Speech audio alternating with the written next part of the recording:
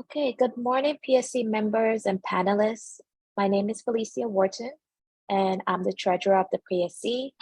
I want to welcome you to the PSC Fall Pre-Retirement Webinar, which is an excellent resource to help you prepare for retirement. Now, if there's one thing you should not procrastinate about, it is planning for your retirement.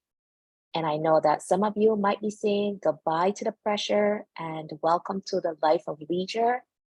And also, don't forget, you have a life without work, but with financial stability. And this financial stability was won by the union, which advocated and fought for equity and fair pay to ensure financial security in your retirement. Unions have negotiated pension plans in the contracts to ensure that our members can support themselves in retirement. And this can be found in Article 27 of our collective bargaining agreement. Article 26 talks about our welfare benefits. As members of the PSC, we are afforded health insurance benefits and pensions because our union, the PSC, fought for them, maintained them, and pushed for improvement to our benefits as actives and retirees. That is when you decide it is time to retire. We have a packed agenda today. After my segment, we're going to have Sandra from the Welfare Fund giving her presentation on thinking about retirement. We're going to have Talene from CUNY Employees Benefits Office. Her presentation is Retiring from CUNY, the Nuts and Bolts. Patrick from the Welfare Fund will provide a wealth of information on retirees' welfare fund benefits. Dean Hubbard, the PSC Executive Director, will discuss why the PSC opposes Medicare Advantage and weakening retirees' health care.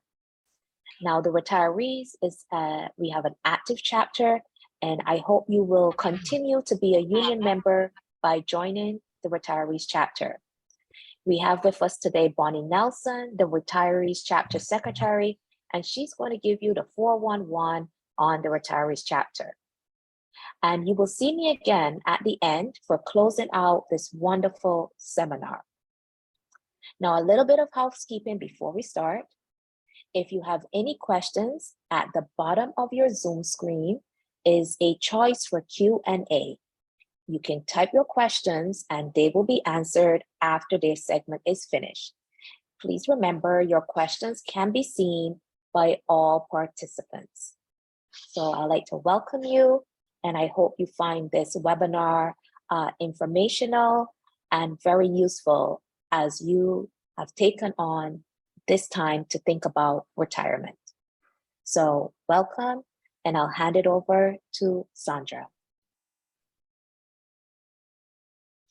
Thank you, Felicia.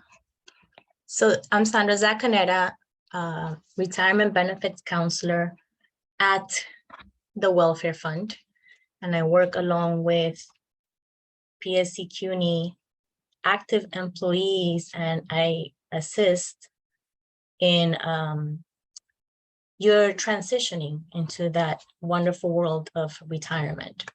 So I'm going to share my screen now, so I do have a couple of slides to share. And then we will go from there. So as you start thinking about retirement, you need to begin to do your homework, because there are many things to consider as you begin this process. The whole process from beginning stages of your research to actually retiring can be confusing, since there is a lot of groundwork to cover. It is not a one-stop shop process. There are different people with various expertise that you will need to contact on your path to retirement. And as I was discussing with the panelists earlier, it is overwhelming, it's a lot, but it's a lot because of all the things that you get. Mainly we're talking about the retiree benefits if you qualify. So it's a good thing, but you need to do your research and prepare for this. In general, income replacement of approximately 70% from all sources is commonly accepted as adequate when we retire. That's because, we don't live on 100% of our paychecks, because we get taxed and there are a lot of things coming out of our paychecks for various things. So 70% from all sources is adequate, but everyone needs and should be assessed. Everyone's needs should be assessed because everybody's case is different. So what matters when you're planning for retirement is, what's your budget? What is the budget? What is it that you need in retirement? And you get at this by talking to your financial advisors, your accountants, and looking at your financial aspect when you're going into this path of planning for retirement. You should be looking first and foremost at you being able to meet that budget and or replace what you need in income. At your full benefit age with Social Security, you may get roughly 40% replacement rate just from Social Security alone. And we're talking about you got to the full retirement age. If you were born in 1961, you turned 62 in 2023, and your full retirement age with Social Security is going to be 67. For a lot of people, they don't even know this, and they think 65 is it. I could retire at 65.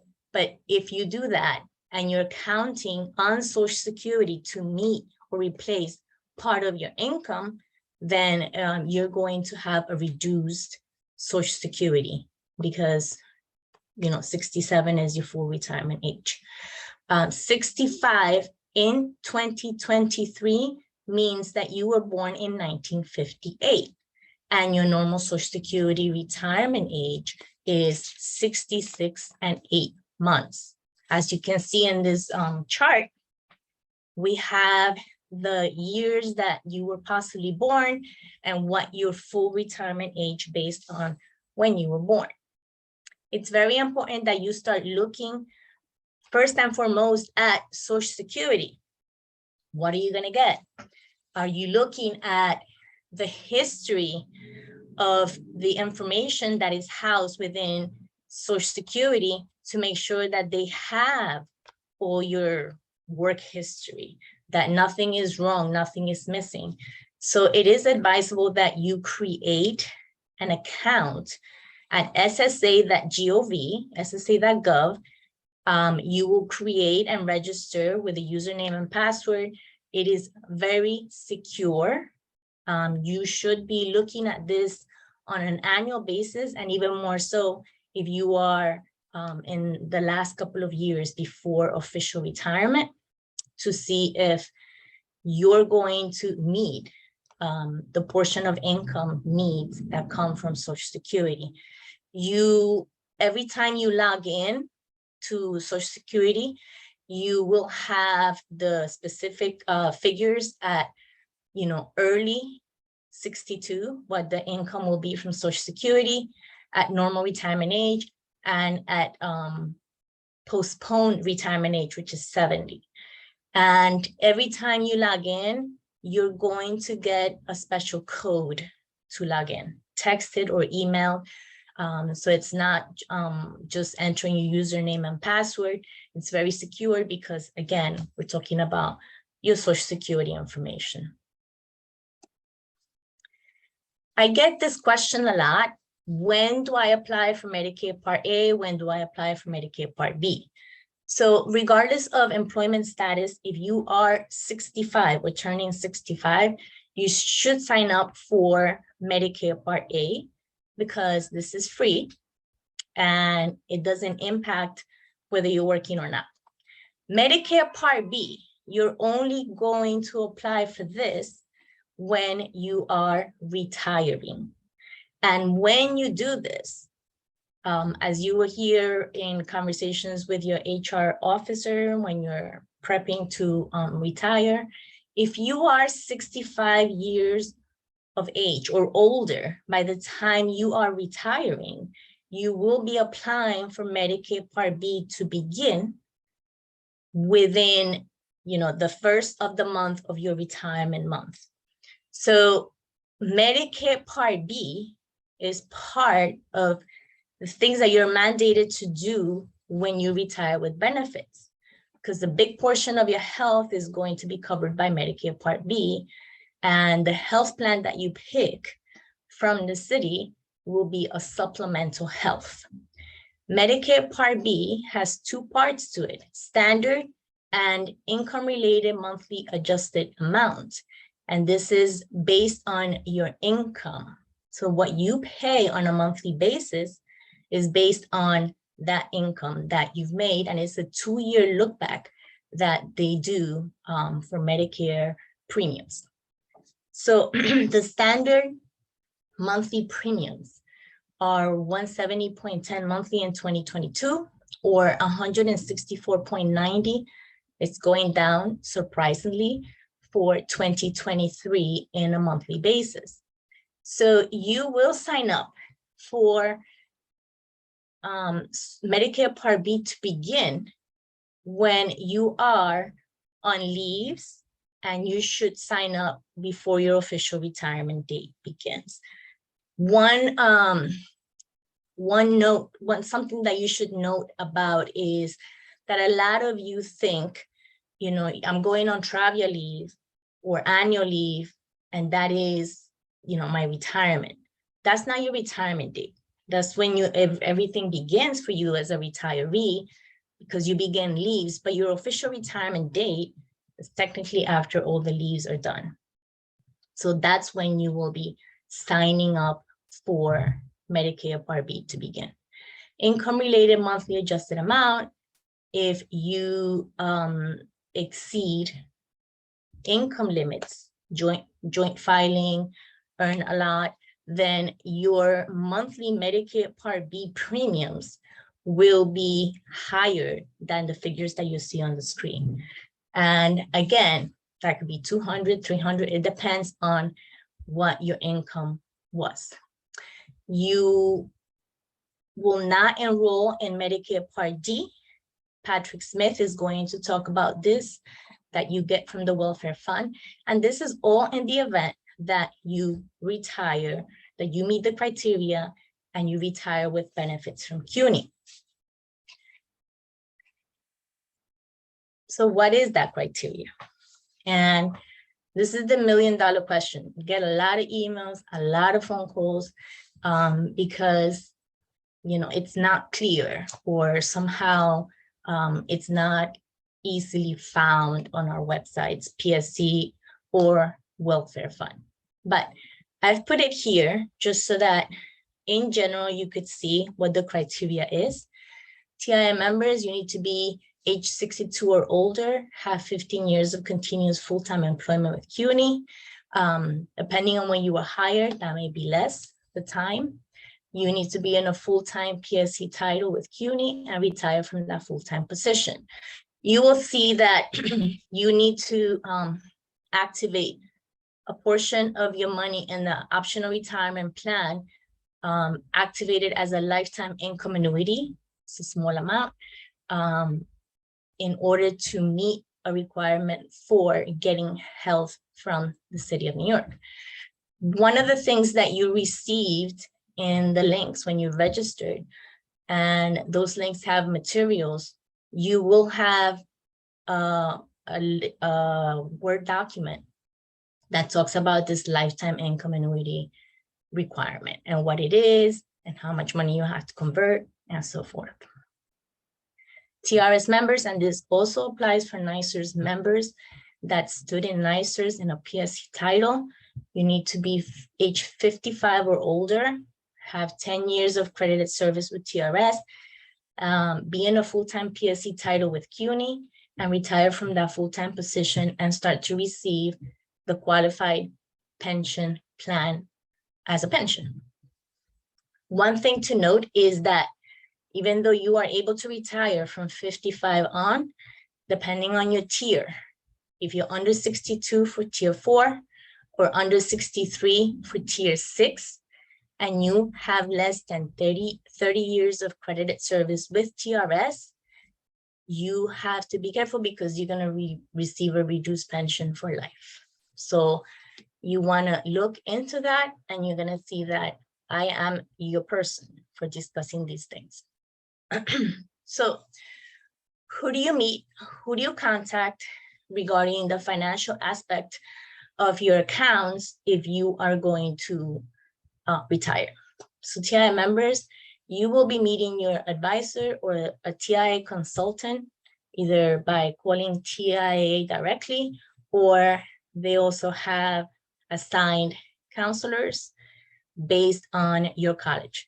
So you could ask HR, or when you call TIA, you are told who they are and they schedule appointments for you directly. You want to discuss with your TIA counselor or advisor if you are on track to meet your income goals for retirement. When you have those meetings with TIAA, you want to make sure you have your budget.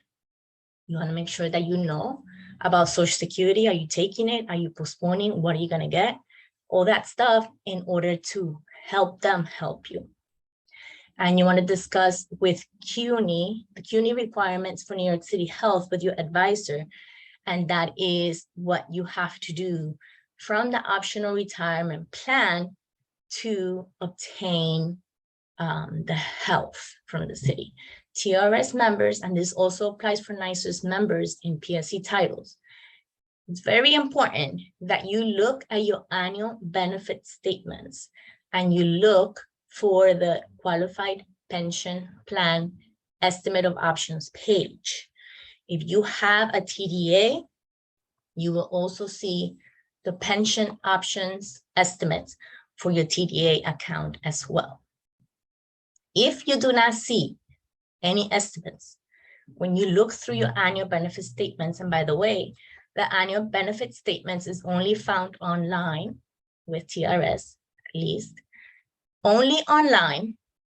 You log in, username, password, you go to statements and documents, and once a year around this time, usually it's November, that you're gonna find the annual benefit statements with data up to June 30th of the current year. If you do not see estimates anywhere on the records, that's because your service information is not up to date with TRS. It's an unfortunate thing that service information, you think I enrolled, I'm paying in, to my TRS account, and you think everything is great, but everything is not great because service information, it's all a manual process for all of CUNY with TRS.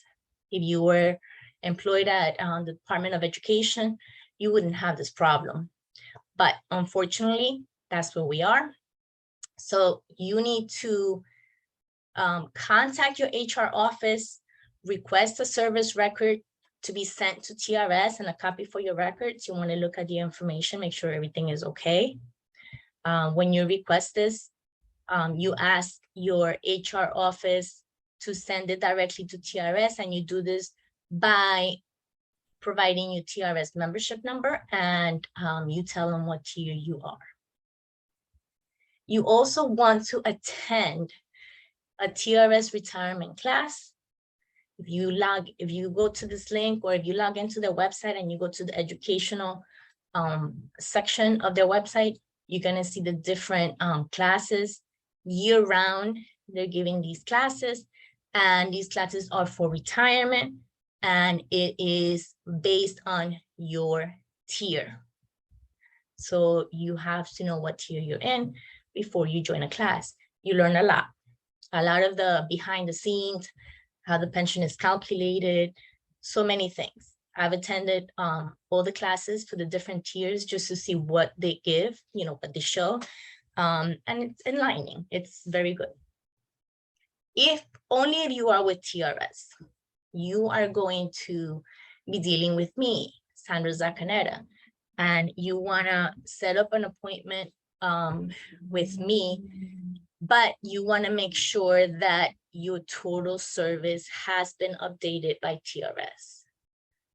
If your total service is not updated, we don't know what your total service is, I can't help you because I don't do that type of work. TRS has to do the work, update your total service, and then I come in and I guide you and help you with estimates, discussing the different options, and understanding all of that.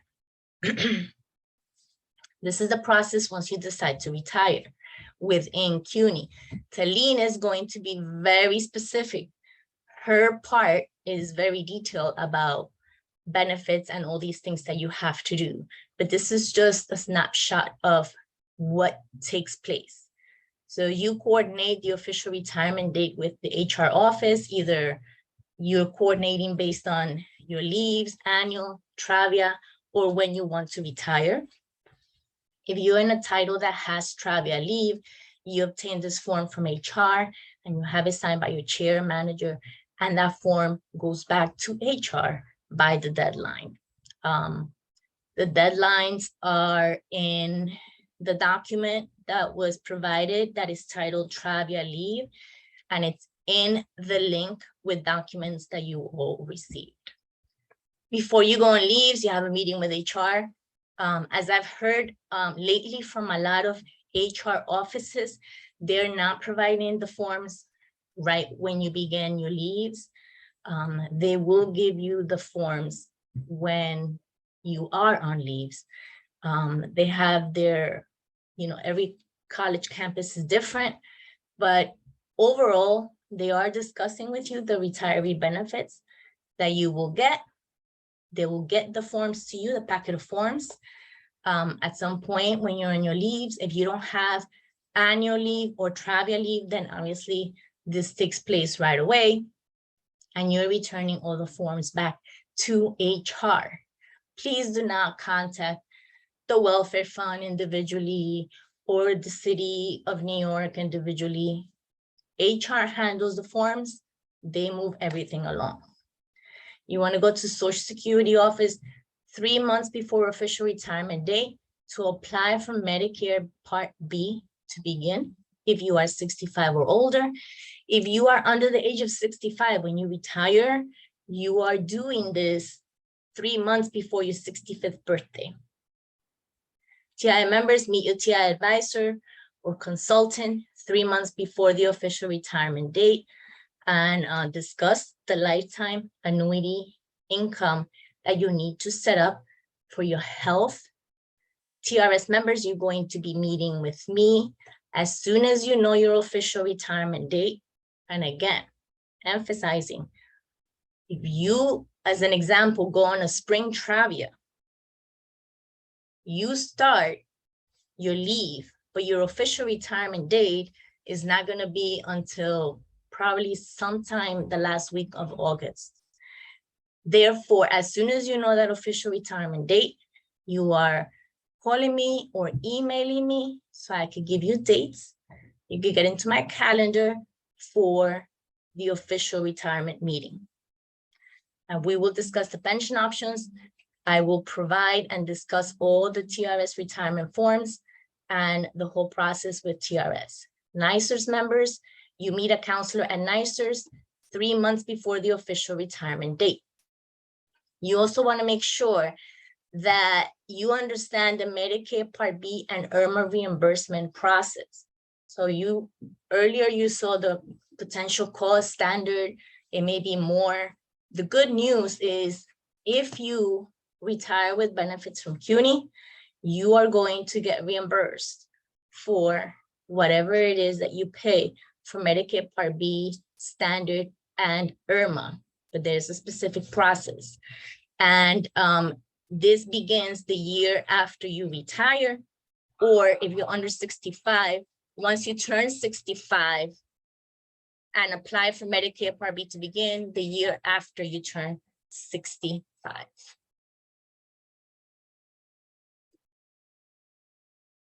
So you have a lot of resources in the agenda. You saw a lot of links, websites at the bottom of the agenda. You also have the specific links with folders, just so you know those materials that you each got. or received are specific to your retirement system. When you register, you told us if you were with TIA, TRS, or NYSERS. And also, there is one specific guide for each of you based on retirement system and based on age. So you'll see TIA members under age 65, TIA members 65 and older. Please browse through that document. Only open the one that's relevant to your age. If you are 65 or older by the time you're retiring, or under 65. And you will see that this is a specific guide that I created so that you know the general process from beginning stages of your retirement to ending stages of your retirement. So use that guide to help you along the way. That is the end of my part. And now I'll hand it over to Talene Spengen, who is really going to go in depth regarding retirement. Thank you, Sandra. Hi, everyone. Welcome to the PSC, a pre-retirement seminar. Thank you to the folks at PSC for inviting me. I'm going to share my screen now.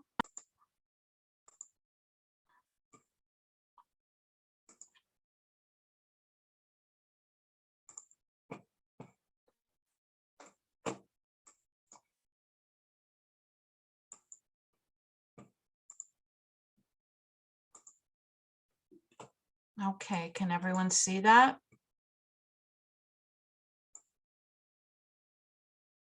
Okay.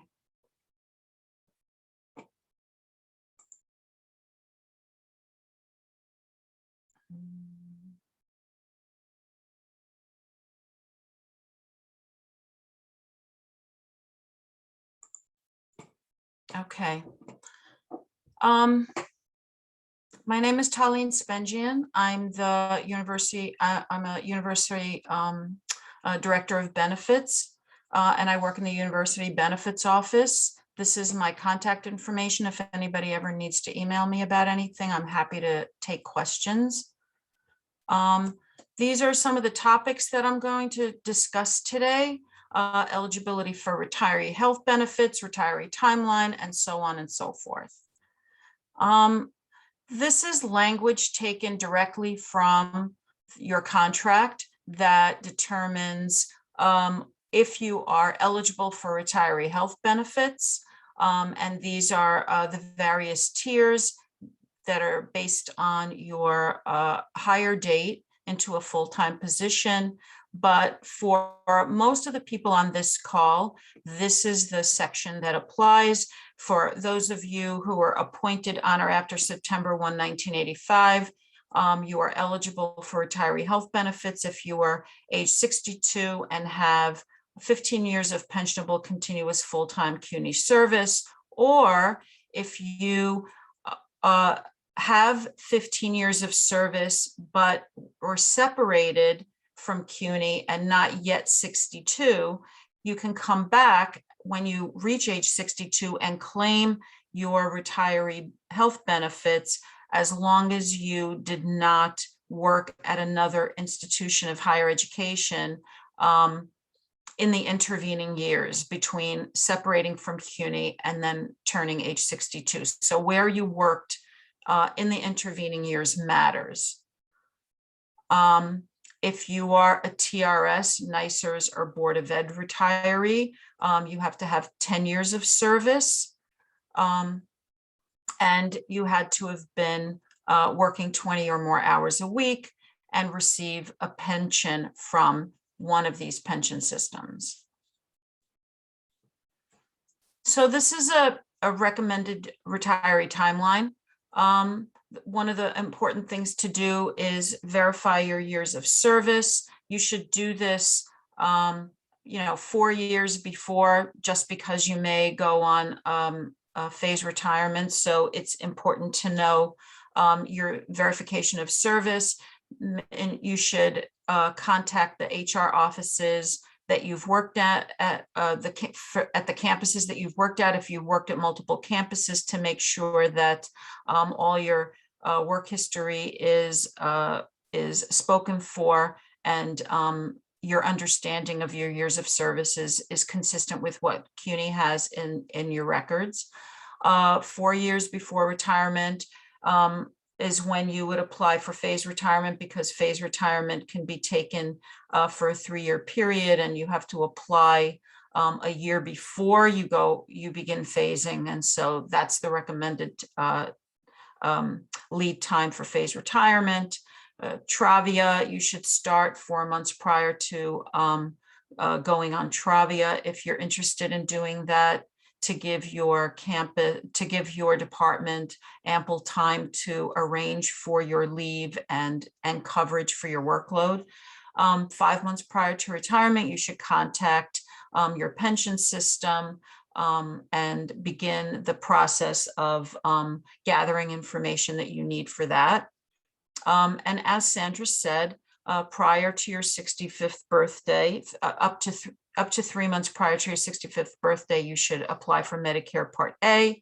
Medicare Part B is not necessary as long as you continue to work. And I'll get into that in a little more detail. 2 months prior, you should meet with someone in your HR department and notify them of your intent to retire, and they will begin to gather all the documents and forms that you need to fill out. And also, finally, if you are participating in any of the plans that are offered by NYSIT, you should reach out to them so that you understand what you need to do if you want to maintain those benefits after retirement, and what the process will be to pay for it, because it'll no longer be a payroll deduction to pay for those NYSIT benefits. So verification of service is important because everything hinges on your years of service. That's the rule that guides the eligibility for retirement, for your retiree health insurance, and so forth. And as I said, you should reach out to your HR office to make sure that your understanding of your years of service is consistent with theirs, because very often employees come to CUNY as adjuncts. And if you are a TIA participant, your adjunct work years of service as an adjunct do not count towards the 15 years of eligibility for retiree health. So you should make sure that your understanding is consistent with this. If you worked at more than one campus, you should reach out to all the campuses to make sure that their service history records are consistent with your understanding of it. And also, as Sandra said, this is a good time to reach out to Social Security or create an account on the SSA website, because very often people go to apply for Social Security and they realize that maybe their service history is not complete, that there are years of service, there are years that you worked, a work history that is not reflected in the Social Security records, and they should help you figure out how to get that credit if in fact you did work. So this is a good time to do that, not necessarily at the last minute, but early on, to make sure that everything is in place for when you decide to retire. So one of the benefits that CUNY employees have who are members of the ORP, the TIAA plan, if you reach 65 and you have 15 years or more full-time continuous service, you can go on phase retirement. And what this does, it allows you to ease into retirement by allowing you to work a 50% workload at 50% pay for increments of either 1 year, 2 years, or 3 years, that gives you the feeling of what retirement will look like without actually being fully retired, so that you're working half the time that you normally would, and help you ease into retirement. So you can, as I said, phase for either 1 year, 2 year, or 3 years, and then phasing has to begin the first day of the fall semester. And then if you decide, and if you decide to take Travia leave, you can take that in the final semester of your phasing period. But the totality of that phasing period with Travia included cannot exceed 3 years. One of the things that you should know about phased retirement is that it's irrevocable. Once you fill out the forms and all the approvals are in place, it is irrevocable. You must go into the phasing period and you must retire at the end of the phasing period. There's no retracting or changing your mind. And this includes even if you're on Travia leave, because often although it's not intended to be this way, very often people go on Travia leave and then they decide that they don't want to retire and they want to come back. But if Travia leave is the final semester of your phasing period, then it's irrevocable. You can't come back. Applications should be submitted a year before, almost about a year before the fall semester in which you want to begin phasing. If you are in a HEO title series and have 13.3B status, or you're a tenured CLT, you also have the option of phase retirement, but it's slightly different. You still need to be part of the TIAA plan, and you still need to be age 65 and have 15 years of service, but rather than 50%, your contractual workload will be 80% and your salary will be 80%. You can phase for either 6 months or 1 year. It can begin the first day of the fall or spring semester, although with HEOs, it can be a little more flexible than that. It doesn't have to necessarily be consistent with a semester. And then again, Travia leave can be the last semester of your phasing period. So what is Travia leave? Travia leave allows you to have half of your sick leave accruals paid out to you, either over a 5-month period, if you have the maximum 160 days, or a full semester. So your half of your sick leave accruals are paid out to you. If you have 160 days, that's rounded up to 5 months or 1 semester. If you have less than 160 days, then it's exactly half of your sick leave accruals, whatever number that is. If it's 100 days, you would get 50 days paid out over time in biweekly increments. If you are participating in the catastrophic sick leave bank, you should keep in mind that doing so, donating your leave, may make you drop below the 160 days maximum. So that is a consideration that you should make. You should apply for Travia leave the semester before you intend to go on Travia leave, and notify your HR office of your intent. And they will help you calculate exactly how many days of Travia leave you're eligible for. Faculty who take Travia leave in the spring semester will be paid out their unused annual leave during the summer immediately after Travia. Faculty who take Travia in the fall, and they retire immediately prior to the spring semester and forego annual leave in the subsequent summer. So just know most people take Travia in the spring. So if you do that, if you work in the fall semester and you take Travia in the spring semester, you will continue to be paid out your annual leave over July and August, and then your actual retirement day will be the last day of summer before the fall semester. So I hope that's clear. And these slides can be shared with you, so you can always go back to them and use them as a reference. HEOs who take Travia leave will have their unused annual leave paid out prior to Travia.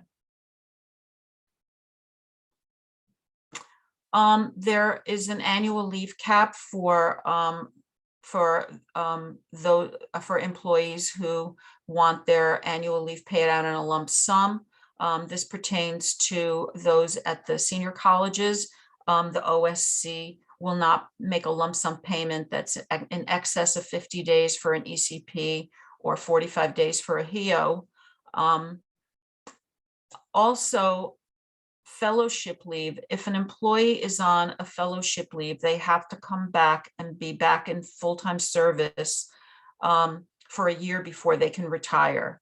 Although Travia counts towards that 1 year of leave. So if you're on sabbatical, you can come back for 1 semester and still take Travia in the spring, and that will still count as your 1 year of service to retire. So this is probably one of the most confusing parts of retirement, is making sense and knowing how to coordinate all these different activities that come to play in terms of retiree health insurance, coordinating that with Medicare. So we came up with a grid, and instead of going through all the different scenarios of Medicare coordination, what I'm going to do is I'm going to stop sharing my screen for a second, and I'm going to bring up a Medicare grid that we developed that I'm going to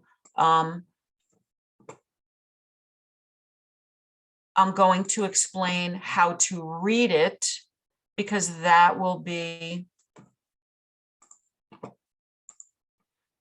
once you learn how to read the grid, you'll always be able to use it as a reference guide.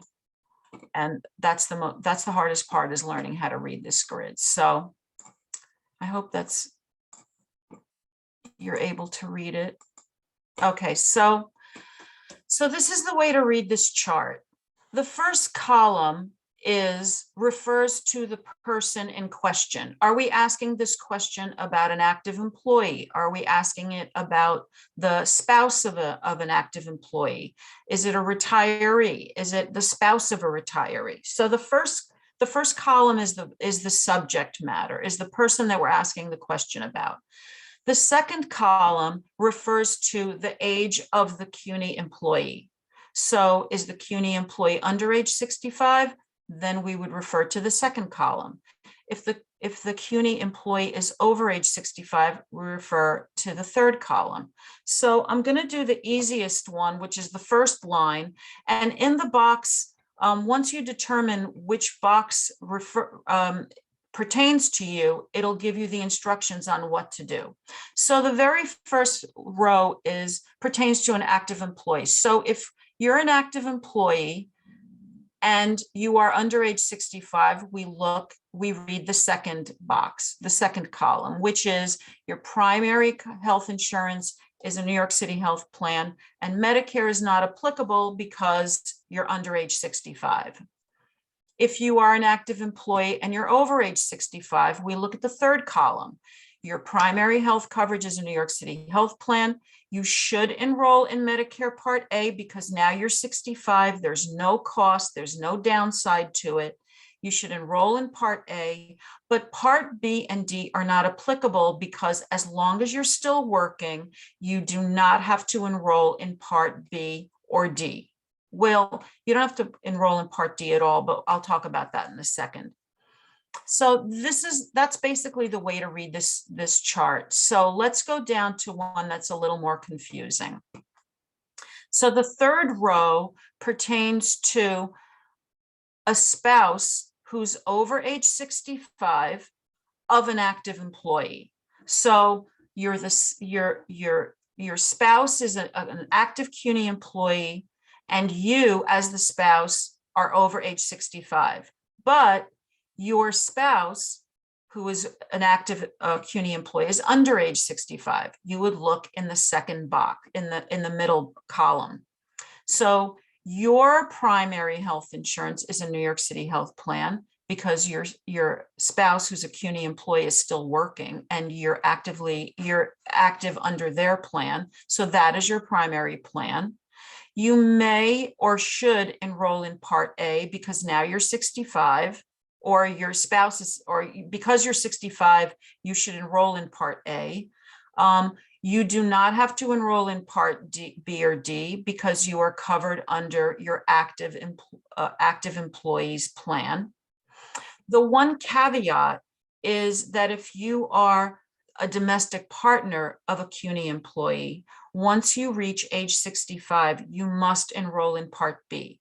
Because this is governed by the federal government and the federal government does not recognize domestic partnerships, you do not have that protection that married spouses have when it comes to enrolling in Medicare while you're still covered under an active employee plan. So if you are a domestic partner, once you turn 65, even though you're covered under a CUNY employee plan, you still have to enroll in Part B. If you don't, you will be charged a penalty that you will be charged for life. That penalty doesn't end when your spouse retires.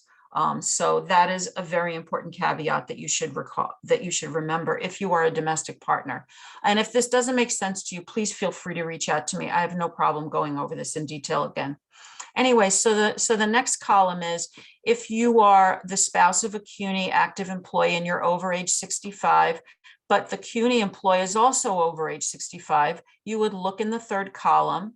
Both of your plans, your primary plans, are still a New York City employee plan because the CUNY employee is still working, even though they're over age 65. You should both apply for Part A because there's no downside to it.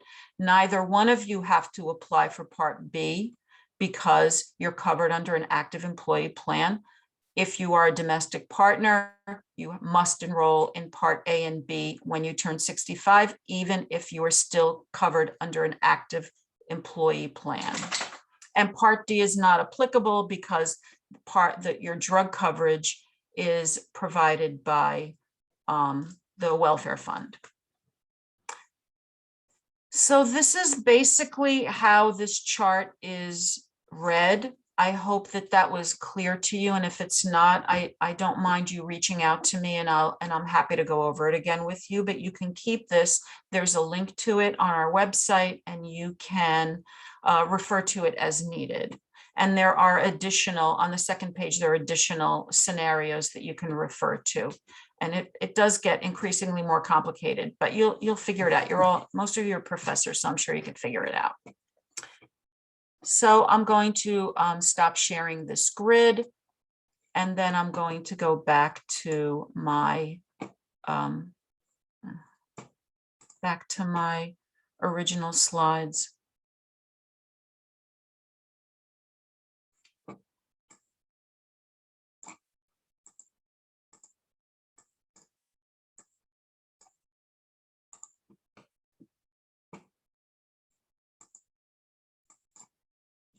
Bear with me just 1 second. Sorry about that.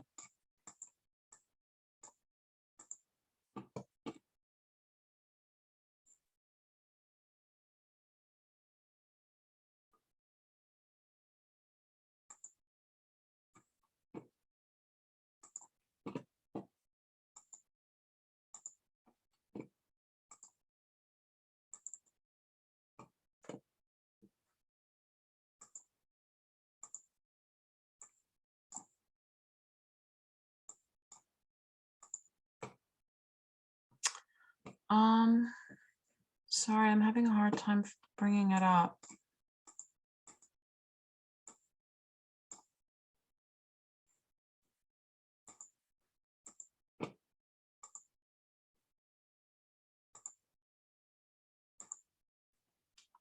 Okay.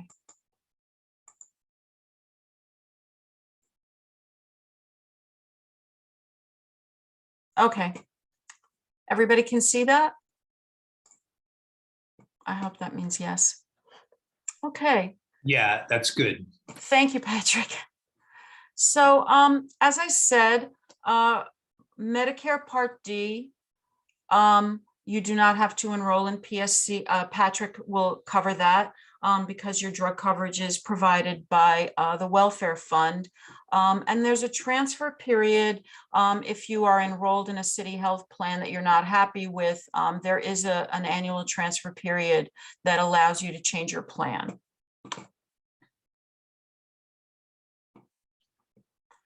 So as I said, And as Sandra said, Medicare is what you apply. You apply for Medicare Part B within 3 months of retiring and turning 65, if you are actually retiring and turning 65. And you can apply for that online. And when you are enrolled in Medicare and retired, Medicare will be your primary coverage and your city health plan will be your secondary coverage. One of your benefits as a CUNY retiree is that your Medicare Part B premiums are reimbursable to you. So if you are a NYSERS, TRS, or Board of Ed retiree, there's a form that you can fill out. This is the link where the form is available. When you meet with your HR or benefits representative at your campus, this enrollment form will be part of the package of forms that they give you. So you don't have to really seek it out. They'll give it to you. But either way, this is the site where that form is located. There's a form, if you're in NYSERS, TRS, or Board of Ed retirement system, you would fill out the OLR application for Medicare Part B reimbursement, and you submit that directly to OLR. If you're a TIAA retiree, your application, the form is different. It's a CUNY form, and that form comes to my office. We have an employee, Delfino Rojas, in our office who is in charge of handling those incoming documents and processing those reimbursements. And you can email your forms to us. Just make sure that when you do email, you don't put your entire Social Security number on the form, because it's not advisable to do that. So those are the ways that you apply for the basic reimbursement. And the basic reimbursement, as Sandra showed you earlier, is for 2022 is $170.10 a month. So that is reimbursable to you in full. But there's also the income related portion of Medicare reimbursement, Medicare Part B premium, if your income exceeds a threshold that is dictated by Social Security Administration. So if you are subject to the additional IRMA premium, that is also reimbursable to you, but the process to apply for it is slightly different, because once you are enrolled in Medicare Part B, the basic premium, you're always subject to that basic premium. But the IRMA, because it's income related and your income can change from one year to the next, and it's based on the earnings that you report on your tax filings, IRMA can change. Very often retirees have a higher income in the year that they retire because they are working full-time for a good part of that year, even though they're retired, for a few months at the end. So very often in those years, retirees are subject to that additional IRMA premium, but that's reimbursable to you as well, rest assured. The IRMA reimbursement, because it's related to your income and because your income can change from one year to the next, you have to apply for it annually. The basic Medicare reimbursement is automatic. Once you're on our roster and you get it, you'll automatically get it every year. But the IRMA you have to apply for it every year. And the form is not submitted to us, it's submitted to OLR. And there's additional supporting documents that have to accompany the application. So this is a link where all the documents and IRMA related information can be found. And we can always assist you with that if you need to. So one of the things that you should know as you approach retirement is that the transit benefit, if you participate in it, limits the amount of time you have to submit to utilize the funds that you've put into this Eden Red account that you have to pay for public transportation.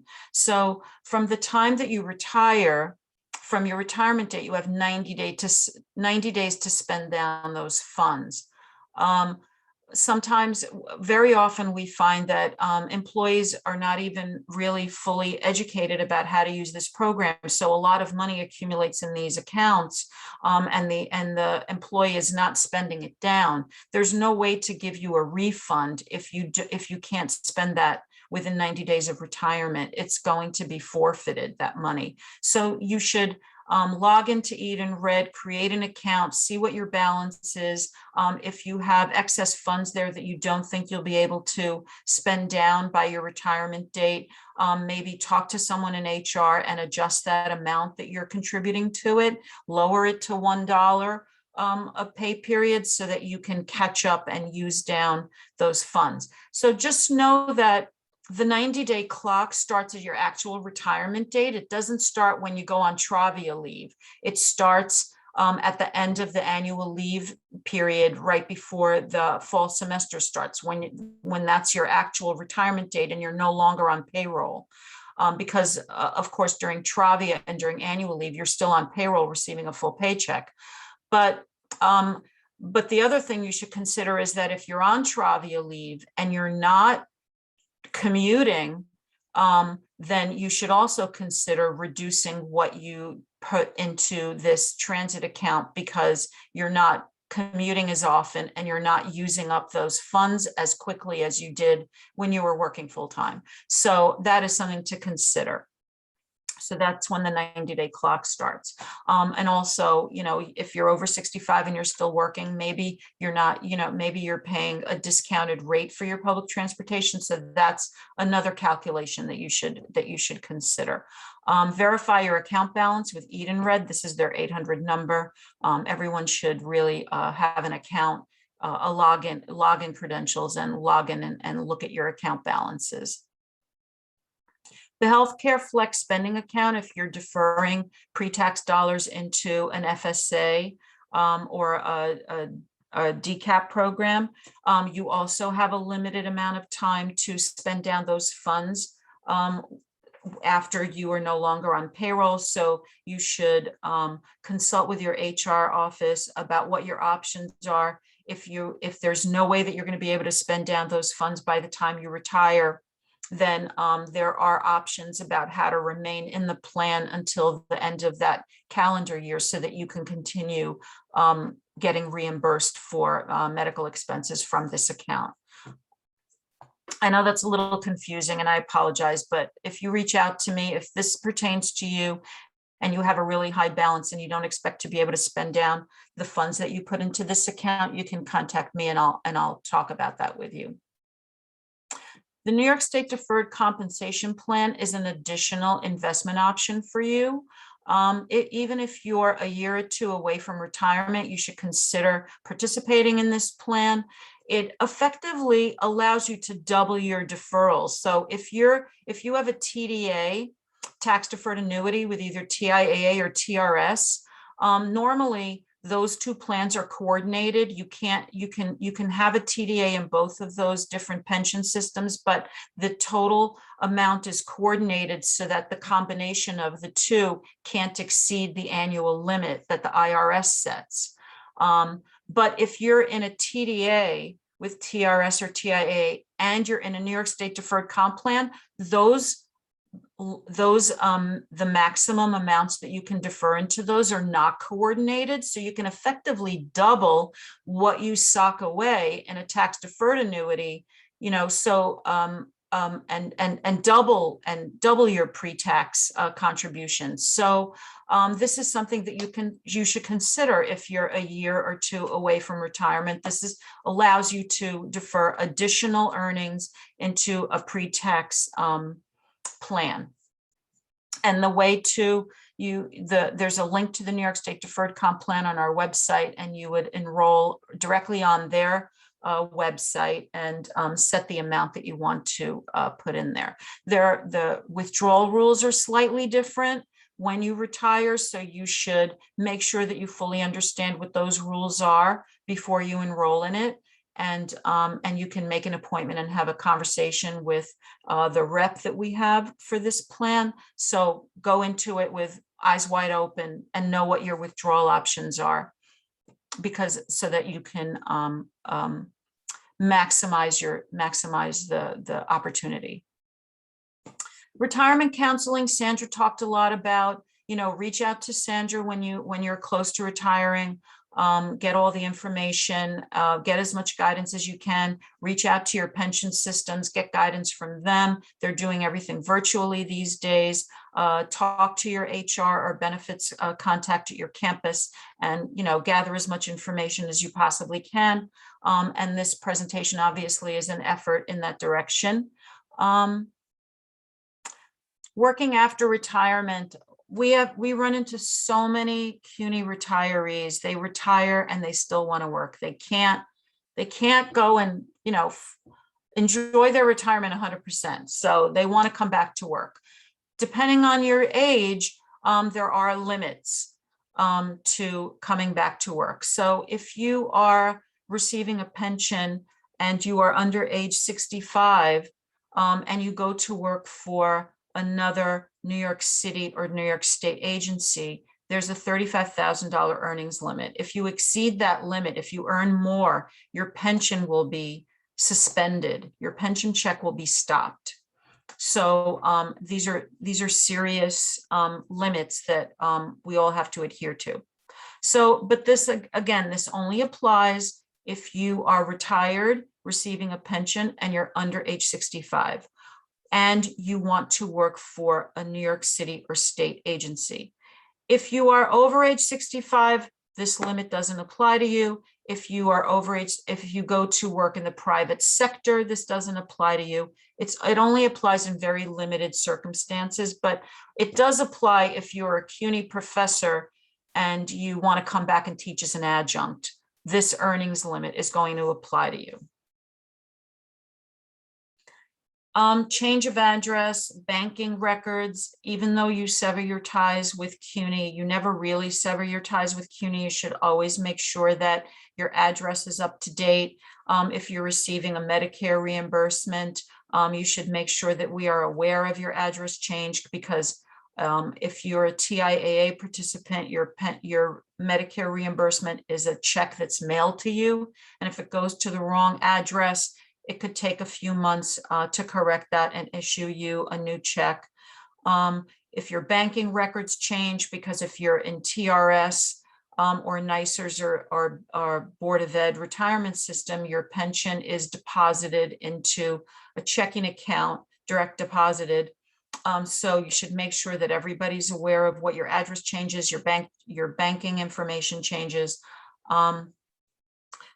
All of these systems are kind of disjointed. They don't talk to each other. They don't really share information with each other. So even though you think that you updated your address with one agency or office, you really should update it with all of them, because we don't really share information once you retire. And the last thing I wanted to remind you is about beneficiary changes, especially if you are in TIAA. If you experience a life event, such as a new marriage or a divorce or whatever the case is, you should make sure that you update your beneficiaries with your retirement systems. And if you have a life insurance policy with NYSIT, or you should make sure to update your beneficiaries. So that is the end. These are just some links for you. And that is the end of my presentation. I'm okay to take, I'm going to stop sharing my screen and we can start taking questions. Hi, Talene. I'm going to read, there's just one question in the queue, and I thought I'll just read you the question and then for everybody to hear the answer. Question is, how does one calculate accrued sick leave? You should contact your timekeeper. There's a timekeeper at every campus, and the timekeepers are the ones that that calculate your annual leave and sick leave. I mean, well, you know, your annual leave is your annual leave. If you're faculty, it's the summer, but your sick leave is calculated by the timekeeper at your campus. So you should find out who that is and reach out to them and find out what your accruals are. And then if you're going to go on Travia leave, it would be whatever half of your accruals are at the point at which you go on Travia leave.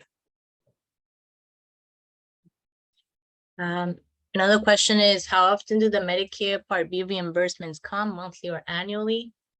The Medicare Part B reimbursements are annual. The basic reimbursement is usually issued in April, and then later on in the year in October or November, the IRMA is issued. So it's annual. Okay. And then another question is my spouse's Medicare Part B reimbursed too? Yes. That's more intricate. As a CUNY retiree, your spouse is eligible for your retiree health coverage and also for your for Medicare Part B reimbursement. I would like to add though that if the CUNY retiree passes away, the surviving spouse is no longer eligible for the city health plan. So their primary would be Medicare, and if they wanted to purchase a Medigap plan, from a private company, they're free to do that. But once the CUNY retiree passes away, the surviving spouse no longer has access to retiree health care. Although that does not apply to the PSC plan, but Patrick, I'm sure, will touch upon that. And the other thing that I wanted to say is that in order to be eligible for the Medicare Part B reimbursement, you have to be enrolled in a city health plan, and you have to be living in the United States. So if you move abroad, outside of the United States, you will no longer be eligible for the Medicare Part B reimbursement, and your health insurance wouldn't work outside of the country anyway, and neither does Medicare. So. And I just want to add, Talene, to that Medicare Part B reimbursement. I had a scenario recently where TRS member is retiring. She is 55. She has over 30 years, so she's retiring, but her husband is 65 and he's a dependent on her benefits. And she was under the impression that he was going to start getting the reimbursements now. And she was shocked to hear, no, only when you get to age 65 in 10 years, right? Because she is the member and the retiree, then he's going to get reimbursed. You're going to get reimbursed for your Medicare Part B and his, but only when she is 65, not all that time before she gets to 65. Okay. I don't know. Was that verified? Because as I understand it, it's a retiree benefit. So the retiree, even if the retiree is not yet 65, but the spouse is eligible for that reimbursement. Okay, how do we verify that? Because I'm almost 100% certain that that's the case. Okay, because that's what she was told. Who told her? All right, well, we can take that offline, or you can give the person my number, and okay. I can talk that out with them. But okay. As a retiree benefit, if you're eligible for the retirement benefit, so is your spouse, even if you're not yet 65. Okay, we'll verify that offline. Okay. And then I wanted to add, there's two questions here. If my spouse is younger than 65, will she still have health coverage when I retire? So yeah. Yes. And then does medical and drug coverage continue for dependent disabled children after employee retirement? Yes, if you have an adult disabled child, they can still be on your health plan as a when you retire, and they're also eligible for the Medicare Part B reimbursement if they're on Medicare. Okay, just wanted to add, I got a question about wanting access to that health coverage grid that you went over, and just for everyone to know that it is in the materials that you all received. It's under, the title is Medicare Eligibility Grid. And then once you open it, you see the title of it is Health Coverage, Who, When, What. That's one. And then the other thing I wanted to add is that if you turn 70 by January 1st of 2020, your required minimum distribution is postponed to age 62 for TDA plans, deferred compensation plans, and all of that. 72? 72, it got pushed to 72 if they turned 70 by January 1st, 2020. Yeah, they extended that to 72 for minimum distribution, right? Yeah. And then there's a question here. Is Empire Blue Cross Blue Shield eligible for Medicare Part B reimbursements? As long as it's a city health plan, as long as it's a plan that's covered by the city, that's offered by the city of New York, by Office of Labor Relations, yes. Mhm. Okay, I think that's it. Oh, wait, there's one more question.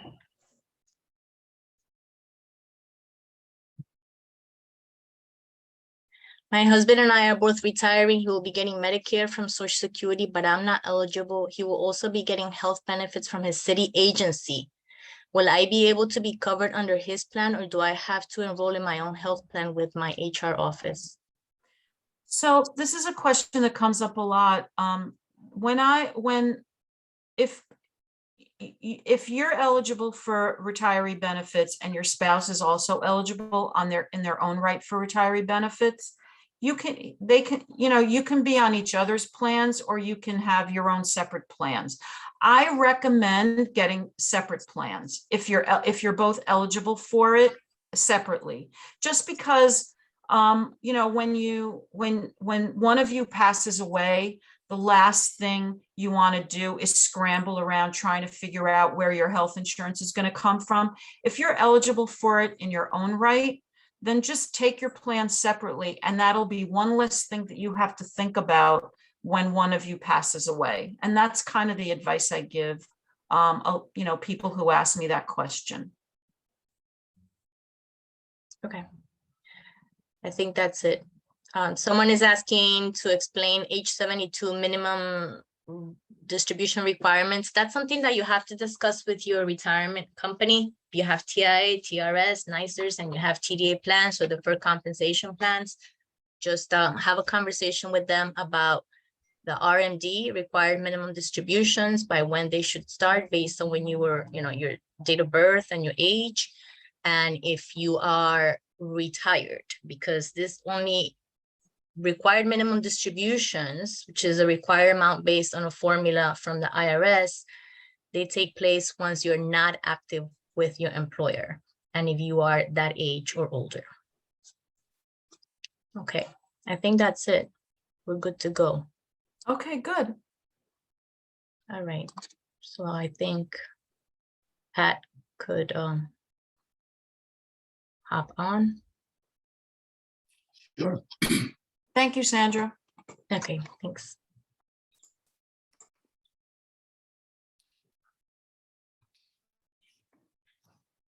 So hi, everybody. My name is Pat Smith.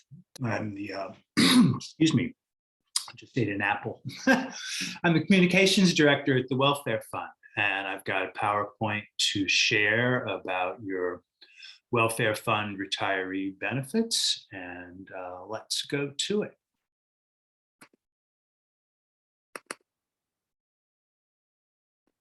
So here we are, looking happy in retirement, and it's something that causes a lot of anxiety, as we've already discussed here, but you have really good retirement benefits. So there is anxiety with retirement. Sometimes you don't have any idea what you're going to do, and it's a little scary. But the last thing that should keep you up at night is worrying about your health insurance and health benefits coverage as a CUNY retiree. You are in a really good place. So please try and breathe through that anxiety. You don't need to be anxious about it. You're in a good spot, You worked hard, you earned this, and you're going to get it, and it's good. So what is the welfare fund, or what does the welfare fund provide? Supplemental benefits. And that's everything but your basic health insurance that you get from CUNY via the city of New York. And then if you're 65 or over, Medicare. It's everything else. And you can see from this pie chart, it's drugs, dental, vision, and hearing aids. This chart includes some benefits for employees. The welfare fund serves all 26 New York City CUNY colleges. That's professors, professionals, and retirees. And it's always good to remember that your union, the PSC, has made it a core principle that retirees should have equivalent benefits that they had as employees. That's not true of every union in the city, but that is, as I said, a core principle of the PSC. Our staff is down right now. We lost a few folks, not to, they didn't pass away, but they left us during COVID. So we're a really lean and mean staff of 11 people right now. We're in the process of hiring someone new. At the moment, we want to beef up, but we're lean and mean, and we support over 22,000 of our members, active and retired. We are funded on a per member basis from CUNY through an agreement between PSC and CUNY, and we don't have a bottomless well of money. So we do our best to spend it efficiently and provide the most benefits to the most people. Prescription drugs is the big benefit that we provide. So as a retiree, if you are under 65, you'll just maintain your CVS Caremark coverage that you have now. And if you are on the PICA program, that will continue until you turn 65. The same goes with diabetic drugs. But once you are Medicare eligible, injectable or chemo medications that you get from the New York City PICA program come from the welfare fund. Once you are 65 and in Medicare, the diabetic drugs that are currently covered by your basic health plan, GHI CBP for most of you, excuse me, those come from the welfare fund. And it's, I'm happy to remind you that this welfare fund drug benefit for employees and retirees was upgraded. We didn't just do it, it happened last year, but we have the $0 generic medication program, which means there's no copay for any generic medications on the welfare fund drug list or the Silver Script Medicare Part D formulary if you fill it at CVS, CVS pharmacy at retail, or CVS mail order. So I think that was a really good upgrade. We'd had that in place for our active employees for a bit. Retirees asked, why can't we have that? We heard them and we put it in place. When you sign up for Medicare, you're going to sign up for Part A, which is hospital, Part B, which is medical. And if, as you're approaching 65, you're getting lots and lots of come-ons from insurance companies that want to sell you A and B and D. Do not sign up for a Part D drug plan. The welfare fund will enroll you in our Silver Script Medicare Part D prescription drug plan. That is our, we companion them with Medicare. The welfare fund and Medicare come together to provide this Medicare Part D prescription drug plan. So please do not sign up for a Part D drug plan on your own. It's unnecessary. You'll have to pay for it. You'll have to drop it because we want you in the welfare fund drug plan, and it just causes problems. So just put that in the back of your mind as you're signing up for Medicare. You don't need to mess around with Part D. You'll get the Silver Script enrollment form for you and your spouse as part of the retiree enrollment package you get from your campus benefits officer. Most welfare fund benefits do not change on retirement. Your dental plan goes forward as it is. And I want to mention that the Guardian dental plan was enhanced this past summer, past July.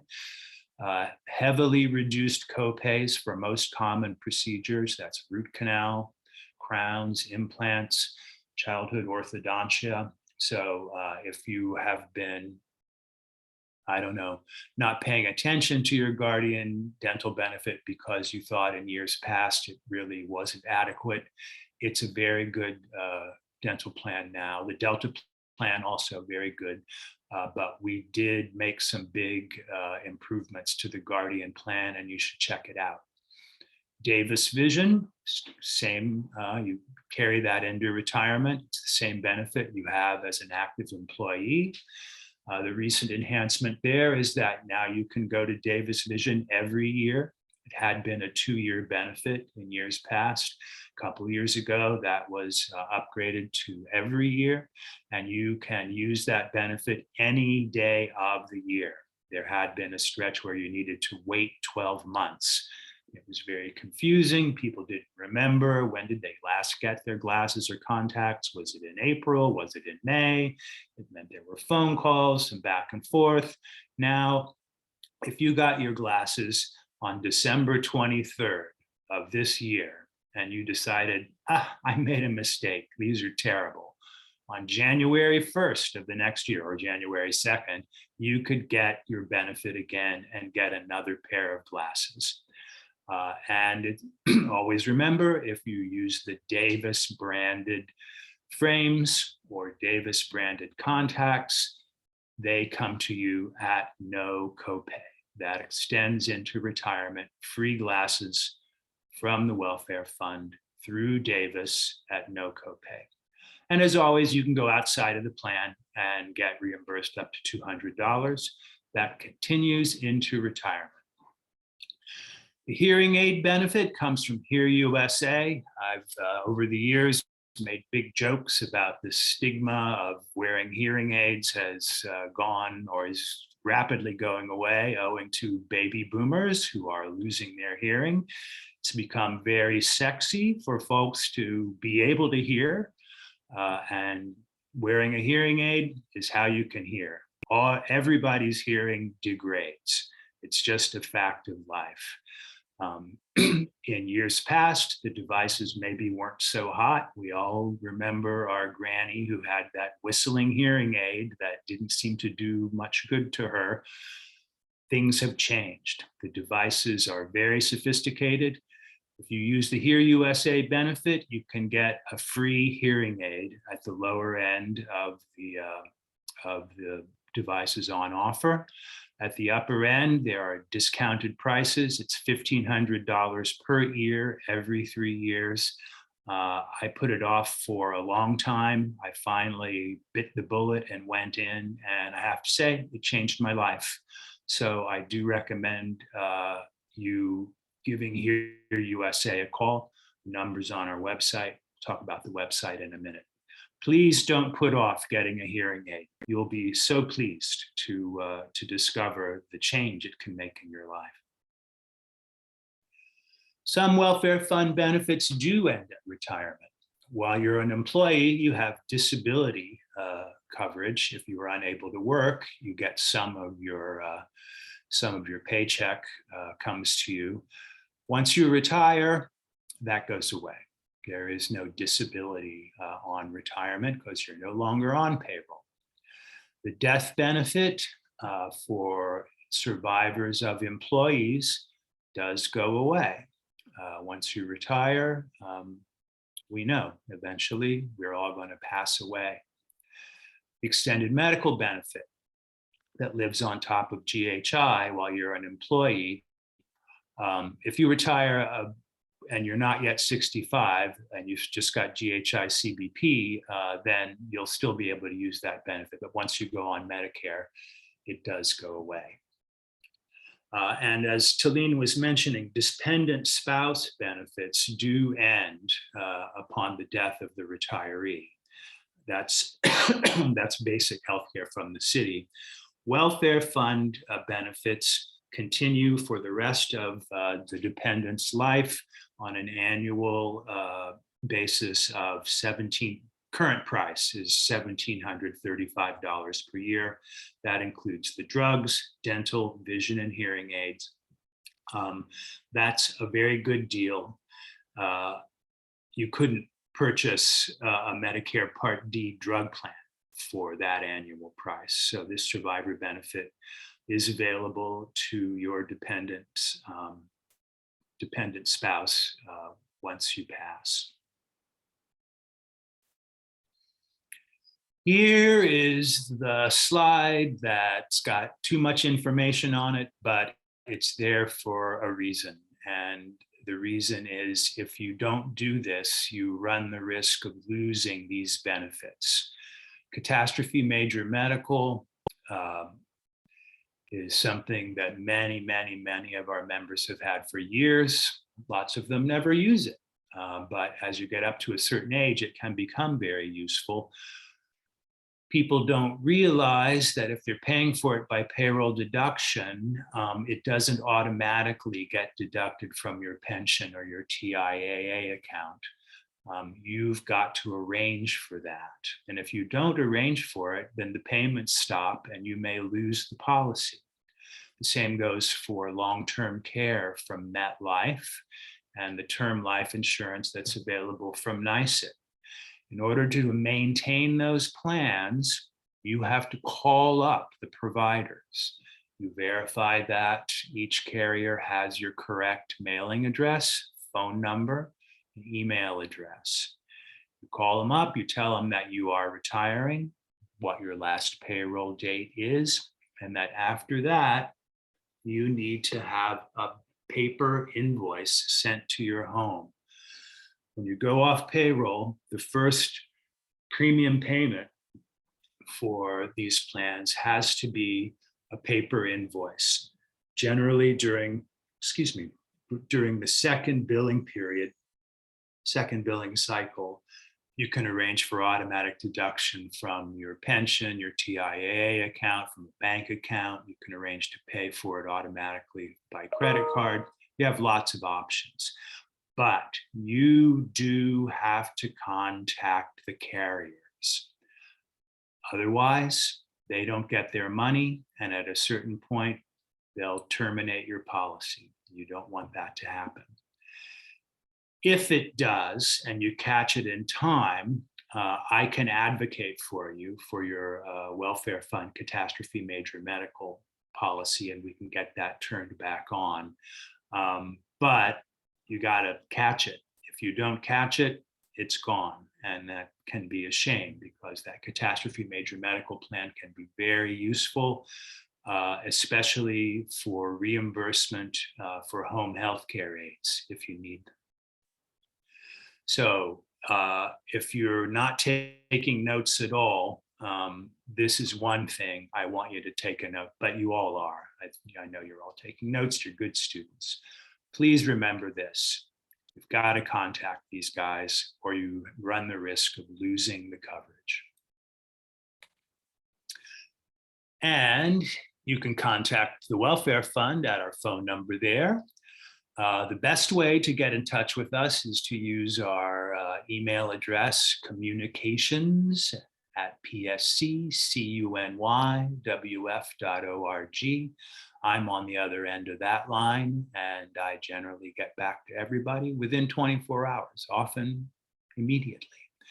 Please do visit our website. It is the first best place for detailed information on your welfare fund benefits. Donna Costa and I work together writing this summary plan descriptions. We try to avoid as much insurance company gobbledygook as possible. Actually, we avoid all of it. We describe these benefits in plain language. We make it clear. The Welfare Fund website also includes applications for different programs, claim forms, lots of practical, useful benefits information.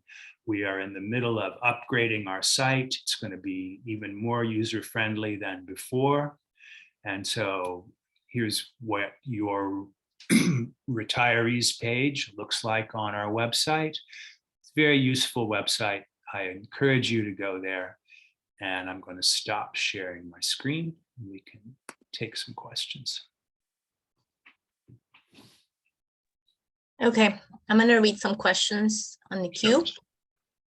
First one is SilverScript through CVS also?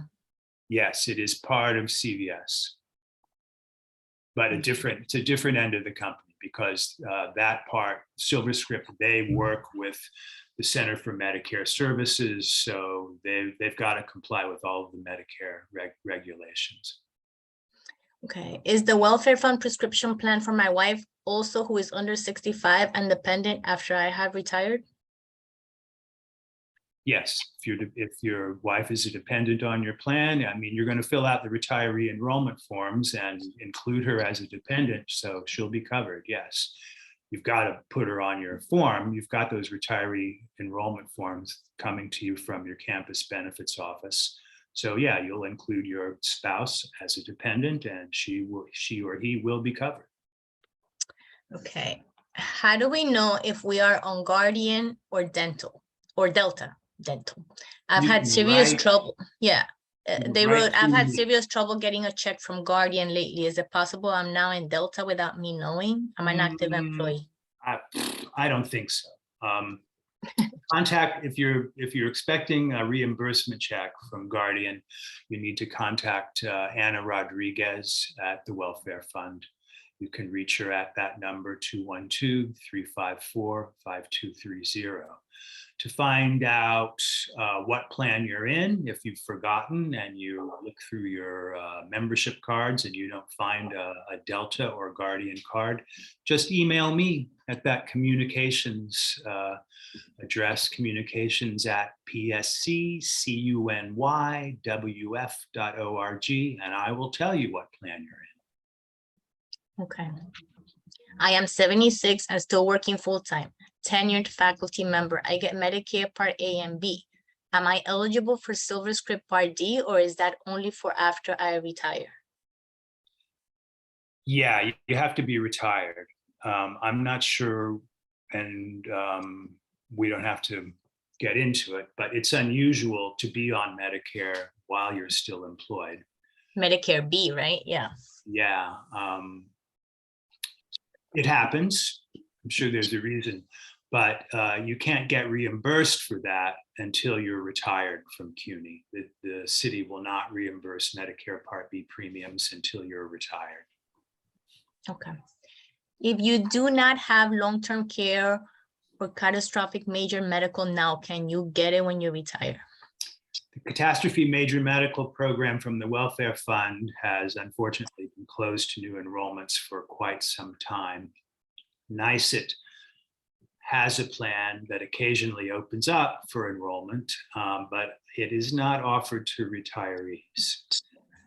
As far as long-term care goes, at this stage of the game, even if you could get accepted for long-term care, the premiums would be prohibitively expensive. I am now paying for catastrophic major medical through billing to my home address. I am not retired, but I didn't have the option for payroll deductions. Do I need to inform Mercer when I retire? No, if you're being direct billed now, you're good. You don't have to do anything. Okay, so there's a couple of questions here that, what if we plan on moving out of state? I don't know, I guess Shouldn't be a they're, problem. yeah. We have CUNY retirees all over the country, so there are providers certainly for SilverScript everywhere. depending, if you're in a rural area, you may not find a participating Delta or Guardian dentist that's right next door. You know, that could be a problem, but they are all over the country. Davis Vision as well is everywhere. Here USA, participating audiologists are everywhere. How about Express Scripts Pharmacy? Is that part of CVS? Express Scripts is the pharmacy benefit management company for the Emblem Health GHI plan. It's also the pharmacy benefit, it's PBM for the PICA program. It is not in the welfare fund CVS plan. CVS is the pharmacy benefit manager. So Express Scripts isn't in the picture. Okay, can you talk about dependent children and how they could stay on benefits as a retiree? Dependent children are covered up to age 26, just like they are for employees. Okay. And then there's another question here, but this is asking you to talk about Medicare Advantage, and that's what Dean Hubbard Yeah, is going to be speaking about soon, so we'll wait for that.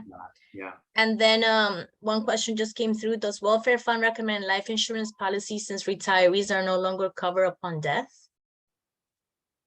I can't say we recommend them. They're not, you know, the life insurance comes through NYSIT. If you have questions about that, you should just call NYSIT directly.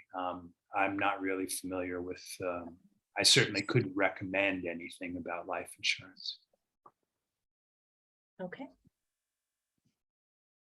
I think we're done. All right. Thanks, everybody. And if you've got questions that are personal, that you obviously didn't want to discuss with 200 other people, just write to me at communications. You can also call me 212-354-5230. And my extension is 1318. And all the numbers, by the way, are on the Welfare Fund website. So you can find all of our Welfare Fund staff contacts, emails, and phone numbers on the contacts page of our website. Thank you, Pat. Thank you, everybody. Okay. I think Dean is on. I see he's here. Hi, Dean. Hi, Sandra, and hello, everybody. My name is Dean Hubbard, and I am the Executive Director of the PSC. Can everybody hear me okay? Yes, we hear you clearly. Great, okay. So I'm just going to take a few minutes to talk about what is going on with respect to retiree healthcare right now politically, and what the PSC is doing about it. It's a rather complicated situation, as Bonnie and others are aware, and I'm going to try to do what I can to sort of clarify and simplify and hopefully answer folks' questions and concerns, and then open it up to some whatever questions people have. So right now the PSC and some other unions and a very powerful coalition of retirees are mobilizing against a proposal before the city council that would weaken the healthcare benefits actually of both retirees and in-service municipal workers.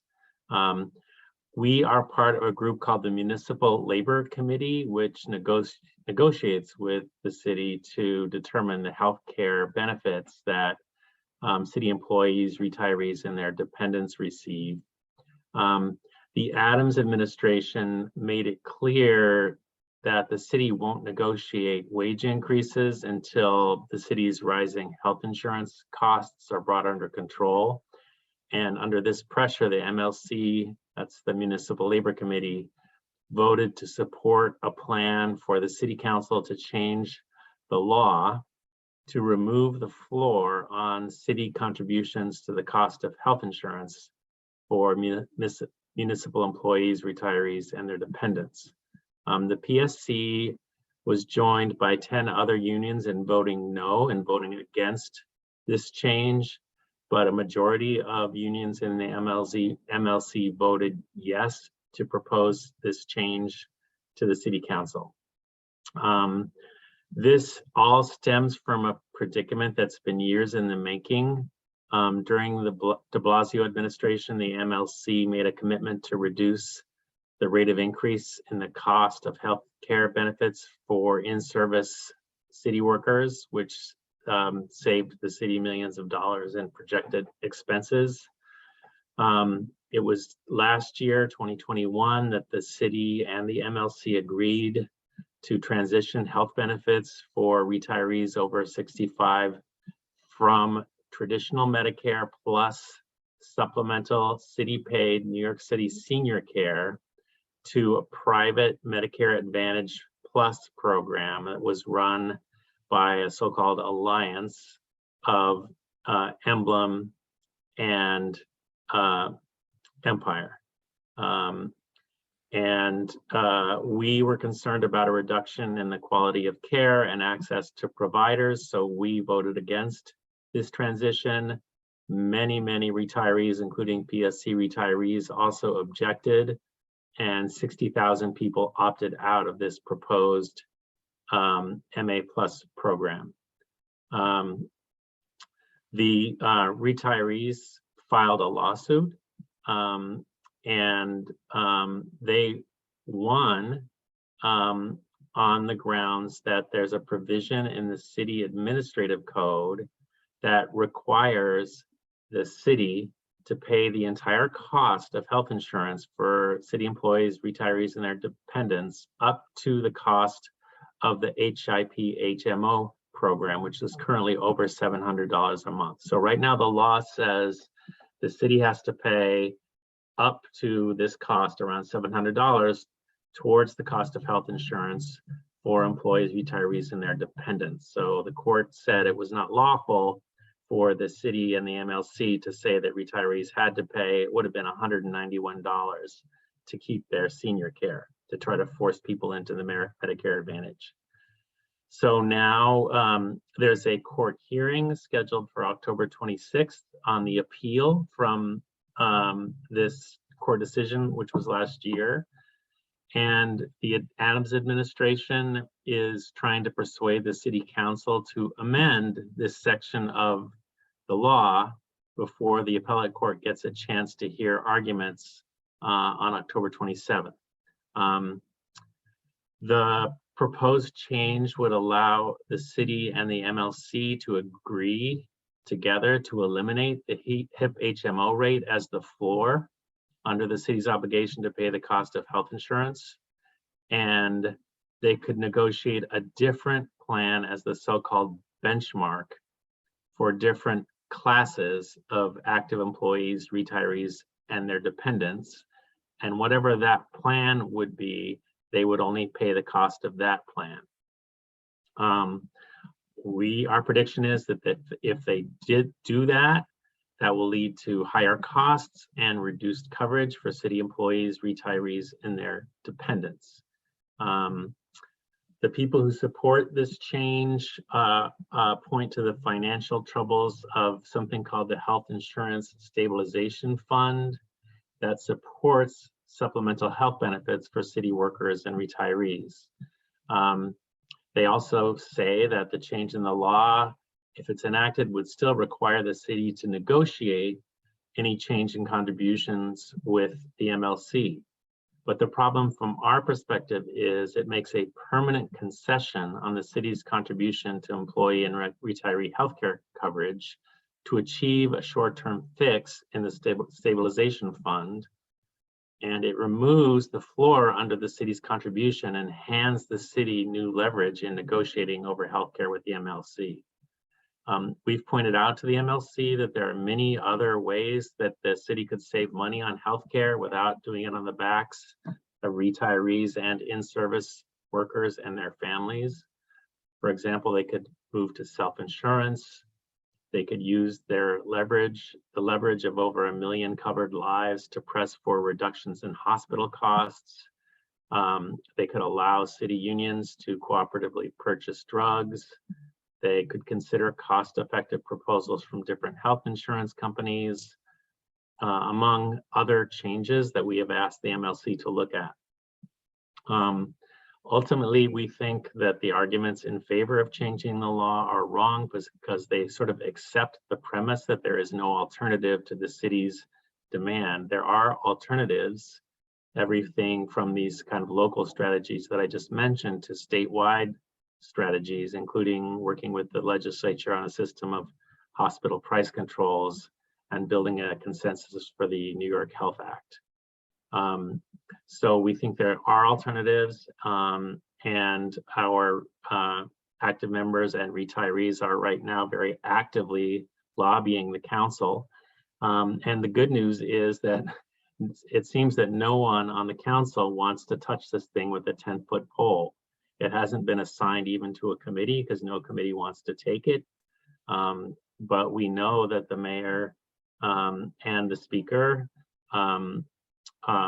are eager to try to move this forward. So we continue to be active and vigilant and encouraging folks to reach out to their council person.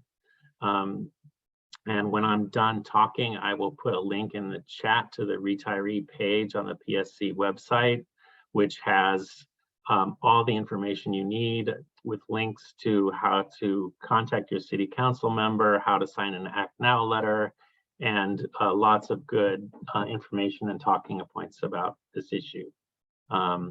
So with that, I think I'll stop and open it up to questions. Hi, Dean. I'm reading the questions that come through in the queue. Great. Right now, there's only one, and it's, is it possible that New York City will offer a Medicare Advantage plan as one and only choice? Yes, it is possible that that's what they would do. It's the judge in his decision last year said that that possibility was theoretically open to the city. You know, right now they do still offer the combination of traditional Medicare and senior care. But it is theoretically possible that they could also just offer Medicare Advantage as the one and only choice. And that's why part of what we're doing is trying to educate council members around, and there's plenty of publicity right now about just exactly why Medicare Advantage is not something that works well for retirees. We really focus on the limitations on the provider networks, and then there are pre-qualification requirements that don't exist with Medicare that really we focus on as the two primary disadvantages among many to Medicare Advantage. Okay. Can CUNY retirees still choose traditional Medicare, and and will we be able to choose traditional Medicare in the future? Why would we be forced out of Medicare? Yes, right now you still can choose traditional Medicare and then pay for your and have the city pay for your Part B. The law, as interpreted by the judge, currently requires that, and so the city is still doing that. And again, the argument that the city and the MLC use for switching to Medicare Advantage is that, well, let me try to explain. The federal government provides a subsidy to pay for the use of Medicare Advantage. So the city would receive hundreds of millions of dollars from the federal government if it were to make this transition to Medicare Advantage. And the insurance companies would receive so much money that they wouldn't have to charge a premium. So from the city and the MLC's perspective, it's a way to both preserve premium-free healthcare and resolve a very serious budget crisis having to do with the rising costs of healthcare. But again, from our perspective, it weakens retiree health insurance by putting limits on, by not providing the same scope of provider networks as Medicare, and by requiring pre-certification for many services that Medicare does not provide, does not require pre-certification for. Okay. So there are two questions that are related. For those of us planning to retire soon and over 65, what should I opt for when choosing Medicare Part B? And then the other one is, I'll be retiring August 2023, and it seems unlikely that this health insurance thing will be settled by then. What will happen to me if it isn't settled by then? Okay, so right. So the first question, we don't advise people what decision to make for themselves in terms of their own individual care. There's just like too many different factors, you know, that apply to different individuals based on their own circumstances. So we encourage people to do their research, and then certainly if you have specific questions about coverage under your situation, to get in touch with the welfare fund. Yeah, I can't answer the question about what decision you should make as an individual. In terms of whether it will all be resolved by August 2023, I don't have a crystal ball, but I doubt it. The city seems determined to try to move forward with some form of Medicare Advantage. The problem is that if people don't have to pay to keep their senior care, then it's not, the financial benefit to the city and to the insurance companies isn't there. You know, if we prevail in preventing in protecting the existing law, it's not going to be cost effective for the city to force retirees into Medicare Advantage.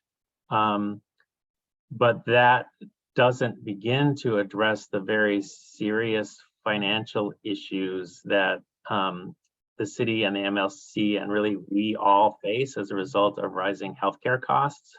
And that is unlikely to be addressed before August 2023. So I do think we have a good chance to win the immediate fight and stop the city council from changing the law, which you know, provides a floor under the city's contribution to retiree healthcare coverage. But I think we all have an interest in being part of the fight. To really, the fight is to move to single payer healthcare. I mean, this PSC has long had a position that single payer healthcare is the way to go. I don't see the systemic problems that are leading to these, you know, massive increases in the cost of healthcare as being really ultimately addressed in any other way. So that's a fight that we're part of, but it's obviously a much bigger fight that involves many, many more people, and not just the state of New York. I wish I could say this was all going to be solved by August of 2023. I can't say that, but I will say that we will continue to fight to make sure that the city provides great healthcare for retirees and that people don't have to pay a premium for their healthcare. What is single payer healthcare? Is the question. Single payer healthcare means that everybody's healthcare is provided and paid for by the government through taxes. Okay. And then this is just a suggestion. Can Dean Hubbard encourage people to ignore the many aggressive and deceptive TV commercials about calling for Medicare Advantage plans? They are not for Medicare, but rather for Medicare assistance companies. Yeah, I think that's a confusing thing about the name Medicare Advantage, because you know, if you don't know, you might think that it is actually Medicare, and it's not. It is in the sense that there are regulations that require companies that are providing Medicare Advantage programs to provide certain benefits. But again, it's not all the providers that are in Medicare, and the private companies that provide these Medicare Advantage programs are allowed to, for example, have pre-certification requirements for medical procedures and treatment that that true Medicare doesn't impose. So it is not the same thing as Medicare. Okay. That's it. It looks like Bonnie might want to say something or have a question. Yeah, Bonnie. Oh, I think Bonnie goes next after Okay. you. Mhm. Thanks, everyone. Thank you, Dean. Hi, I'm Bonnie Nelson, and I'm the secretary of the retirees chapter of the PSC. Before I go any further, I just want to address a couple of things that was said earlier. Dean said we can't advise anybody what health insurance plan to take when you're retiring, but I will say that right now, I think it's like something like 95% of people retire and choose senior care, which is a traditional Medicare supplemental plan. There's no reason to do anything else unless you are in a particular circumstance. But the current situation with the Medicare Advantage plan is not resolved. And so right now you just keep doing what you would have been doing if the city was not trying to force you into this. The other thing I wanted to mention is about Travia leave, particularly for librarians and HEOs and CLTs who, work a 35-hour week. Make sure that if you're close to your maximum of 160 sick days per year, 166 days maximum over your lifetime, make sure you're at that maximum on the day you retire. And if you are, you'll get 5 months of Travia leave. If you drop 1 day below that, the most you'll get is about 4 months of Travia leave. So that's a good deal of money you stand to lose. So watch those numbers carefully. If you get sick the last month that you're working, take annual leave. Okay, I want to say that the paperwork is kind of frightening when you're retiring. But once you're over that, your benefits really are phenomenal.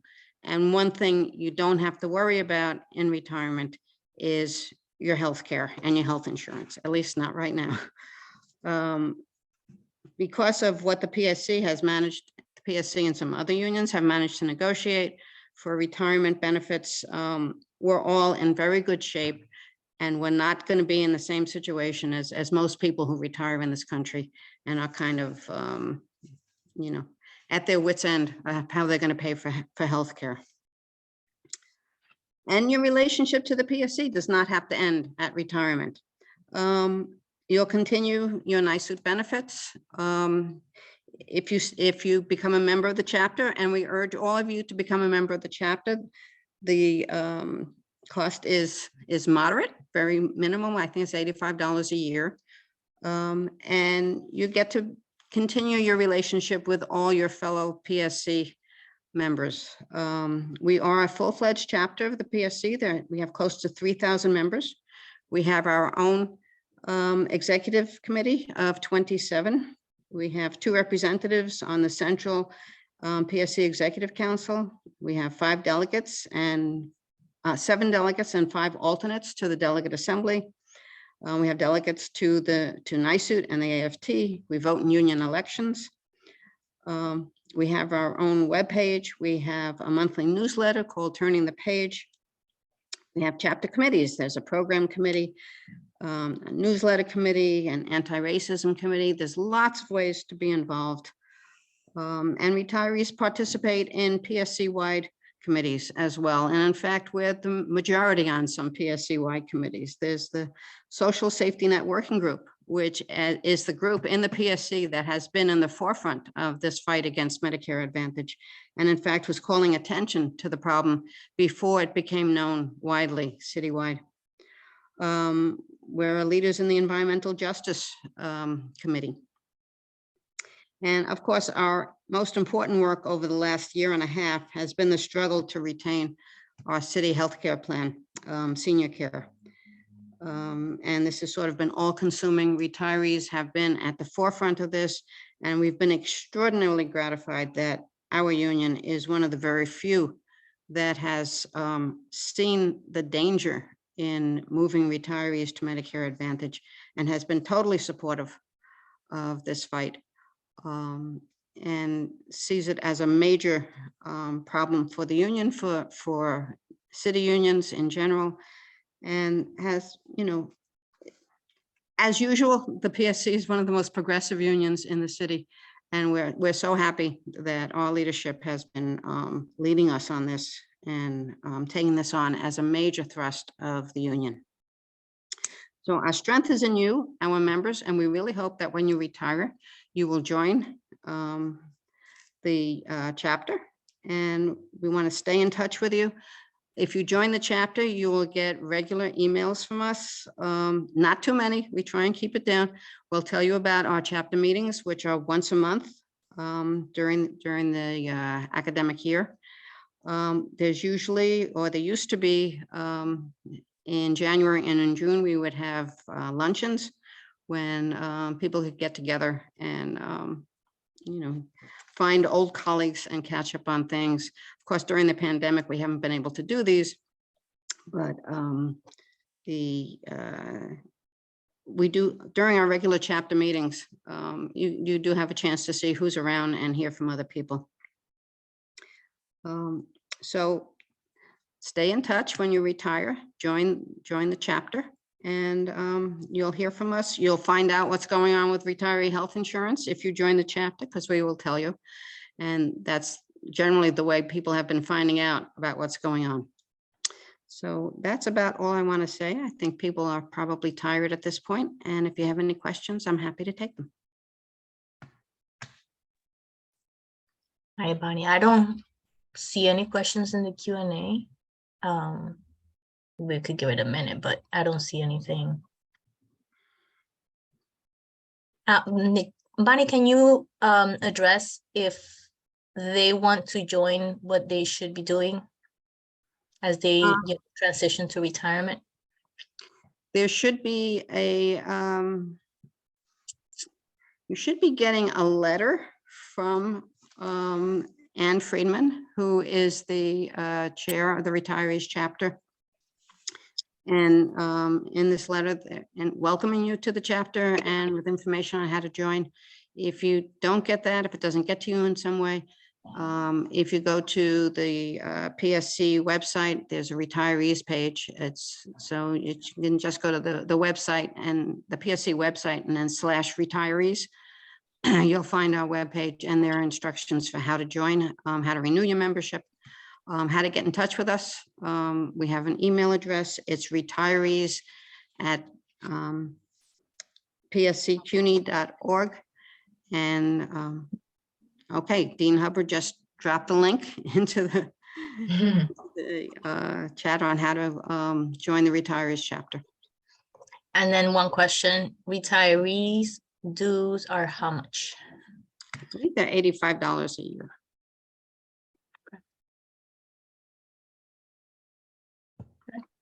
There's nothing else on the chat, so I think we're good to go. Yeah, they're $85 a year. Okay. Thank you, Bonnie.